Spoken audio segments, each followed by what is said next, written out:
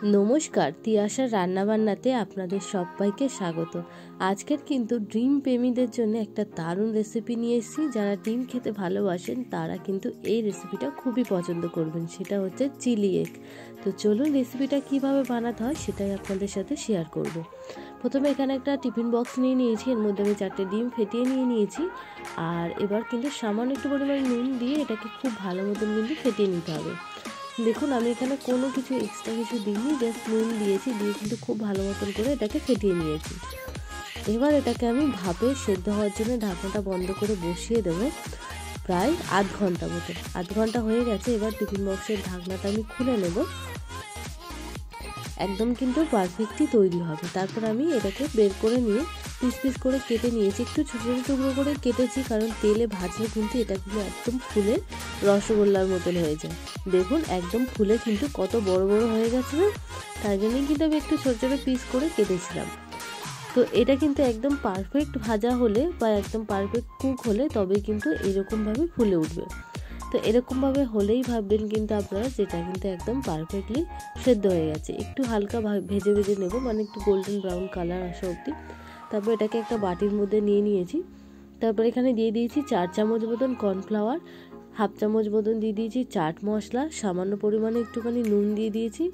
নুনটা কিন্তু অবশ্যই স্বাদ মতন দেবেন, কম বা বেশি সবাই কিন্তু বুঝে নিয়ে দেবেন। তারপরে দিয়ে দিয়েছি সামান্য একটু পরিমাণে লঙ্কার গুঁড়ো, দিয়ে কিন্তু সমস্তটাকে খুব ভালো মতন এখানে আমি একটু মেখে নেব। এখানে কিন্তু আমি জল ব্যবহার করিনি, এমনি এটাকে কিন্তু মাখতে হবে হাত দিয়ে।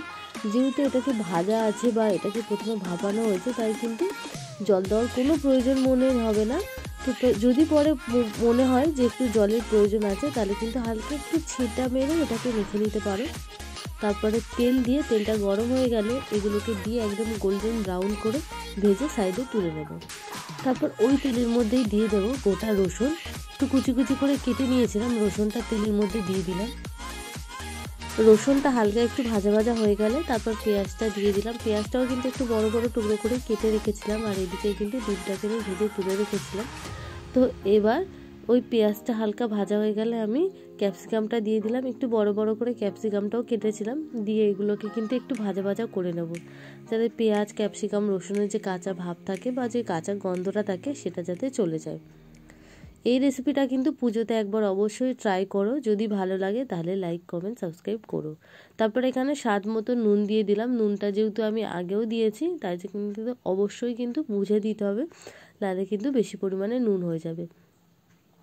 তো এগুলো কিন্তু ভাজা ভাজা হয়ে গেছে। এবার এর মধ্যে আমি দিয়ে দিলাম 2 চামচ মতন টমেটো সস, 2 চামচ মতন চিলি সস, আর 1 চামচ মতন রেড চিলি সস, 1 চামচ মতন গ্রিন চিলি সস। দুটো আমি 1 চামচ করে দিয়েছি। আমি কিন্তু এখানে সোয়া সসের ব্যবহার করিনি, আপনারা চাইলে ব্যবহার করতে পারেন। তো তারপরে এখানে আমি ভেজে রাখা ডিমগুলো অ্যাড করে দিলাম, দিয়ে এর মধ্যে হালকা একটু নাড়াচাড়া করে নিলাম, যাতে খুব ভালো মতন সসের সাথে এগুলোও মিশে যায়। হালকা একটু নাড়াচাড়া করে নেওয়ার পর এখানে আমি 1 কাপ মতন জল দিয়ে দিলাম। এবার আমি এটাকে 2 থেকে 3 মিনিট মতন ফুটিয়ে নেব। 2 থেকে 3 মিনিট মতন ফুটিয়ে নেওয়ার পর একটা বাটির মধ্যে আমি 1 চামচ মতন কর্নফ্লাওয়ার দিয়ে একটু জলটাকে গুলে নিয়েছিলাম, সেই জলটা এর মধ্যে ব্যবহার করলাম।